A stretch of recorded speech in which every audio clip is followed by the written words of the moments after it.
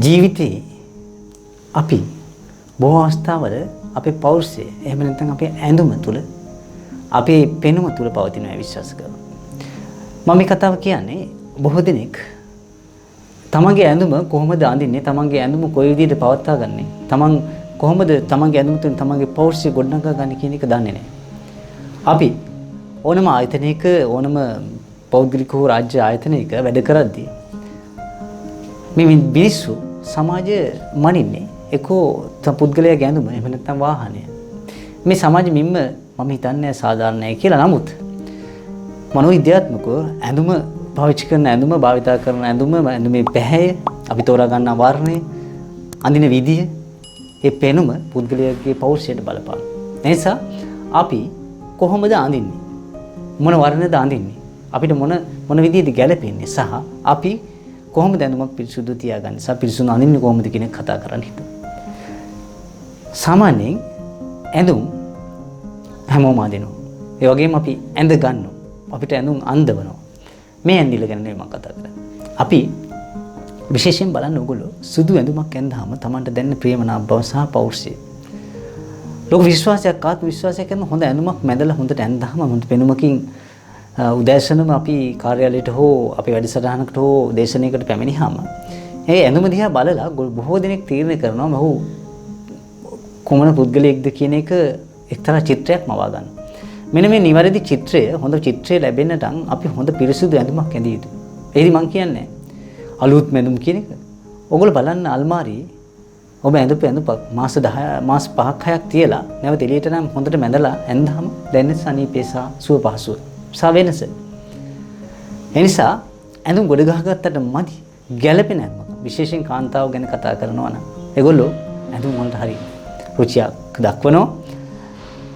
විශේෂයෙන්ම කාන්තාව සමග රෙදි කඩේකට නැත්නම් shopping ගියාම තමන් හිත පාලනය කරගෙන ඒ කඩේට ගිහිල්ලා හිත කේන්ති නොගෙන එන පිරිමියෙක් ඉන්නවා නම් ඔහු තමයි හොඳම පිරිමියා. ඒක තමයි හොඳම ඉවසීමක් තියෙන පිරිමියා. හොඳ පෞල් ජීවිතයක් ගත කරන නම් තමන්ගේ බිරිඳ සමග, තමන්ගේ ප්‍රේමති සමග රෙදි සාප්පුවකට යන්න ඕනලු.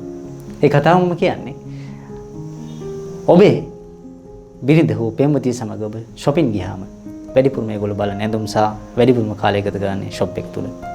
හැබැයි බොහෝ වෙලාවට ඇඳුමක් ගන්නෙත් නැහැ. ඒගොල්ලෝ ඇඳුම් නරඹනවා විතරයි. ඉතින් ඒ විසීම තියෙනවා නම් හොඳ පෞල් ජීවිතයක් ගත කරන්න පුළුවන් කියන එකත් කියන්න ඕන. ඒ අතර ඔබ අඳින ඇඳුම කිලිටු වෙන්න පුළුවන්. නමුත් ඒ ඇඳුම හොඳින් මැදලා, හොඳින් සෝදලා ඇඳලා ඔබගේ රාජකාරියට, ඔබගේ අදාළ වෘත්තීය කරන ස්ථානයට, රැකියා ස්ථානයට ගියහන් පස්සේ ඔබට නැවුම් බවක් එන්න දෙනවා. ඒකයි මම කිව්වේ පරණ ඇඳුමක් වුණත් කාලයක් තියලා හොඳට ඇඳලා ගත්තාම ඕගොල්ලන්ට දැනෙන වෙනස අප්‍රමාණ. ඒ නිසා මේ වර්ණ තුල සුදු වර්ණය සූර්ය තාපයේ අවශෝෂණය පරාවර්තනය කරනවා. කළු සහ රතු වර්ණ අවශෝෂණය කරගන්නවා. බොහෝ වෙලාවට දම් පාට කියන්නේ ඊට බුද්ධිමත් භාවය සහ තමන් ඊට ප්‍රඥාවන්ත භාවයේ සලකුණක් විදිහට පාවිච්චි කරනවා. ඒ වගේම කහ වර්ණය, ඒ වගේම දුඹුරු පාට බෞද්ධ ධර්මයේ සඳහන් කරන ඇඳුම ගැන විශේෂයෙන්ම භික්ෂුන් වහන්සේලා සොහන් වල මිනි ඔතලා තිබුණු සුදු රෙද්දක් අරන් ගිහිල්ලා පඳු පොවනවා කියද්දි මතක් වෙන්නේ කැලේ තියෙන ගස්වල පොතු වල කහට මේ සුදු රෙද්දට අවශෝෂණය කරගන්නවා. තම්බලා සුදු රෙද්ද පඳු පොවනවා, දුඹුරු පාට කරනවා. ඔයගොල්ලෝ දන්නවද මේ දුඹුරු පාටට හුරු පැහැයට මැසි මඳුරු වදුරු වලින් බේරෙන්න පුළුවන් කියන්නේ. විශේෂයෙන්ම ආරණ්‍යගතව වාසය කරන භික්ෂුන් වහන්සේලා මේ දුඹුරු පඳු පෙවූ, කහට පෙවූ සිවුරු පෙරෙව්වේ තමන්ට එන් සිදුවන මැසි මඳුරු කරදර වලින් තමන් ආරක්ෂා වීම සඳහා. ඒක ස්වභාවික ආරක්ෂාවක්. ඒ නිසායි බුදුන් වහන්සේ දේශනා කර වදාළේ තමන් රහතන් වහන්සේලාට, භික්ෂුන් වහන්සේලාට ඒ පඳු පෙවූ, කහට පෙවූ ඇඳුම් පරිහරණය කරන්නයි කියලා. බලන්න අපේ ශරීරයේ අභ්‍යන්තර ඉන්ද්‍රියන් වල තියෙන පැහැයත් කහට පැහැට. ඒ නිසාම මේ කහ පැහැය, අව පැහැය, දුඹුරු පැහැය කියන එක මම හිතන්නේ ස්වභාවික විස බීජ හරණයට වගේම මැසි මඳුරු කරදර වලට ලක් නොවී සිටීමට මෙන්න මේ ඇඳුම භාවිත කළ හැකියි. ඒ නිසා අපි අඳින ඇඳුමේ ස්වභාවයේ වර්ණය ගැළපීම සමාජ සංස්කෘති සාධක අනුව අපිට ඇඳුම් සමහර රට වෙනස් වෙන්න පුළුවන්. බටහිර රට කෙනෙකුට ඇඳුම සමහර වෙලාවට කොට වෙන්න පුළුවන්. නමුත් ඒ සංස්කෘතිය අනුව ඒ ප්‍රශ්නයක් නොවෙන්න පුළුවන්. මුලින්ම ගමකට එක්තරා කාන්තාවක් ඩෙනිමක් ඇඳා කරන යුවතියක්. එදා ඒක දකින්න එක්තරා වයසක අම්ම කෙනෙක් අපේ ගම ඉවර කරා මෙන්න කලිසමක් ඇඳා කියලා කෑ ගහන්න පටන් ගත්තා.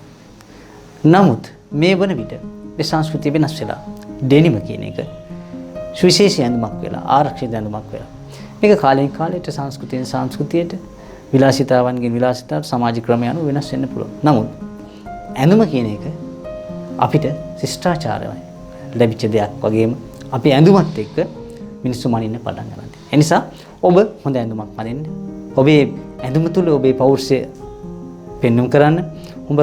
ඔබ ලස්සන පිරිසුදු ඇඳුමක් අඳින්න. ඒ තුල ඔබේ පෞරුෂය කැපී පෙනේ. ඒ ඇඳුම් අඳින එක කලාවක්, විලාසිතාවක්. මේ වෙන විට ලෝකේ වැඩිම නිපද වෙන්නේ ඇඳුම් සහ වැඩිම විලාසිතාව විදිහට භාවිත කරන්නේ ඇඳුම්. ඒ නිසා වැඩිම ආදායමක් තියෙන තත්ත්වයක්, වැඩිම ආදායයක් තියෙන නිෂ්පාදනයක් ඇඳුම් වෙලා තියෙනවා. ඒ නිසා ඔබේ ඇඳුම තෝරා ගැනීමේදී ඔබේ රටට, ඔබේ සංස්කෘතියට, ආගමට ගැලපෙන විදිහට ඇඳුම් අඳින්න, ඒ වගේම තැනට ගැලපෙන විදිහට අඳින්න. ඒක ඔබේ පෞරුෂයට, ඔබේ පෙනුමට ලොකු පිටුවහලක් දී. අපි කාටවත් ඇන්නේ නැතුව හොඳ පිරිසුදු ඇඳුමක් අඳින්න. ඒ ඇඳුම තුල ඔබට ලොකු දායාදයක්, ආකර්ෂණයක්, පෙනුමක්, පෞරුෂයක් ලැබෙවි. එහෙමනම් ඔබ හොඳින් ඇඳුම් අඳින්න. ඔබට ගැලපෙන විලාසිතා භාවිතා කරන්න. ඔබේ වර්ණ ඔබ තෝරගන්න. හොඳ වර්ණ තෝරගන්න. ඔබට ඒ ශක්තිය ලැබෙවි. ඔබේ පෞරුෂය හොඳින් පෙන්වා ගැනීමට ඔබේ ඇඳුම ගැන ඔබ සැලකිලිමත් වන්න. ඉතින් සුබ පතනවා මේක යත්‍රා තුලින්. මේක යත්‍රා channel එක මේ වෙනුවට subscribe කර නැත්නම් ඔබ පුළුවන් subscribe බටන් එක click කරලා subscribe කරන්න. ඒ වගේම ඔබට නවතම වීඩියෝ ගෙන්වා ගැනීමට subscribe බටන් එක click කර පහළින් තිබෙන all bell icon click කරාම ඔබට නවතම වීඩියෝ ගෙන්න ගන්න පුළුවන්. ඒ වගේම මේක යත්‍රා Facebook page channel එක follow කරන්න පුළුවන් ඕගලන්ට. අපි වෙනුවෙන් රැඳී සිටින ඔබට වැදගත් වීඩියෝ තුලින් නැවත හම්බ වෙන්නම්. සුබ දවසක් ප්‍රාර්ථනා කරනවා. බොහොම ස්තුතියි.